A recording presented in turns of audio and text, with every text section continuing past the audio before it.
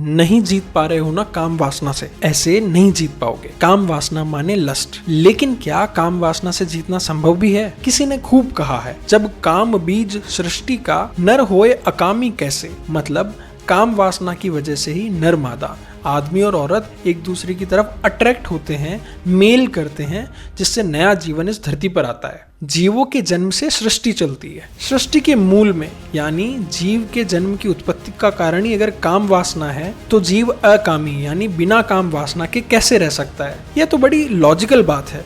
लेकिन शास्त्रों और महापुरुषों ने जब ब्रह्मचर्य पर इतना जोर दिया, तो फिर इस काम वासना को खुद पर हावी होने से कैसे रोका जाए? ये अपने आप में एक बहुत बड़ा सवाल है। आपने कई कोशिशें की होंगी काम वासना को खुद पर हावी होने से रोकने की, लेकिन मैं दावे के साथ कह सकता हूँ कि बहुत कम लोग हैं जो इन कोशिशों में थोड़ा बहुत सफल हुए होंगे। आज मैं आपको साइंटिफिक, शास्त्र सम्मत और महापुरुषों के एक्सपीरियंस के बेसिस पे 3 ऐसे स्टेप्स बताऊंगा जो आपके जीवन में टर्निंग पॉइंट साबित हो सकते हैं, जो आपके जीवन पर काम वासना को हावी होने से रोकने में एक प्रैक्टिकली मैजिकल हेल्प करेंगे। Step number 1, find out the reason.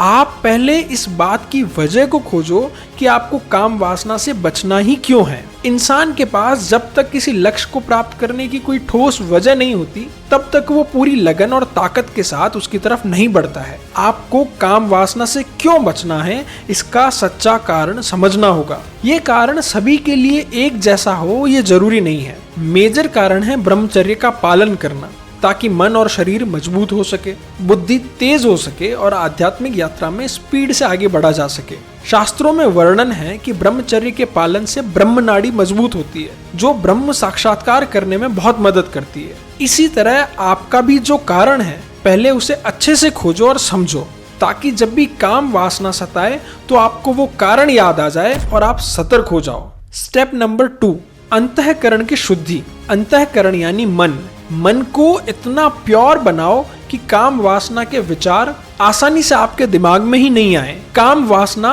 तमोगुण से उत्पन्न होती है। आप अपना खान पान, रहन सहन, आसपास का माहौल, अपने मन के विचार इतने सात्विक रखो कि तमोगुण बढ़े ही नहीं और काम वासना का ख्याल आपसे कोसों दूर रहे। इसके लिए आप अपने भोजन और डेली रूटीन को सुधारो। सनसेट से पहले खाना खा लो, ताकि रात होते होते पेट खाली हो जाए। पेट अगर खाली रहेगा तो मन हल्का और सात्विक रहेगा, काम वासना के विचार ही नहीं आएंगे। और उत्तेजित करने वाले TV serials, web series, movies, इन सबको अच्छी किताबों से रिप्लेस करो। दिन में 3 बार, सुबह, दोपहर और रात को मन में ये संकल्प करो कि आज ऐसा कोई कार्य या विचार नहीं करूंगा या करूंगी जिससे मन या शरीर कमजोर हो। ऐसा करने से आपका अंतःकरण शुद्ध होगा, मजबूत होगा। स्टेप नंबर 3, सबसे इंपॉर्टेंट, सबसे असरदार और सबसे आसान स्टेप, समर्पण, सरेंडर।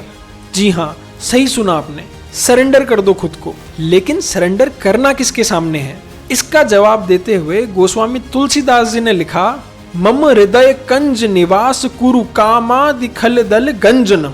यहाँ मम यानी मेरा, कंज मतलब कमल, कुरु मतलब कृपा करके, खल यानी दुष्ट, दल यानी समूह, गंजनम मतलब नाश या संहार करना। तुलसीदास जी बोले, कृपा करके मेरे हृदय रूपी कमल में निवास करें और काम वासना आदि दुष्ट विकारों के समूह का नाश करें। यह प्रार्थना तुलसीदास जी ने मर्यादा पुरुषोत्तम भगवान श्री राम से की थी। जब भी काम वासना सताने लगे, आप तुरंत अपने आप को सरेंडर कर दो भगवान श्री राम को और सच्चे मन से प्रार्थना करो कि हे ब्रह्मांड नायक श्री राम, आप मेरे हृदय रूपी कमल में निवास करके काम वासना का नाश करें। आप एक बार ईमानदारी से श्री राम को समर्पित होकर तो देखो, बस एक बार। जहां राम वहां नहीं काम। आप एक बार ईमानदारी से इन 3 स्टेप्स को आजमा कर देखो, आपका जीवन ही बदल जाएगा। और अगर आप भी भारत के इस दिव्य ज्ञान से जुड़ना चाहते हो तो चैनल को सब्सक्राइब करो और इस वीडियो को जरूरी लोगों तक शेयर करो। जय भारत।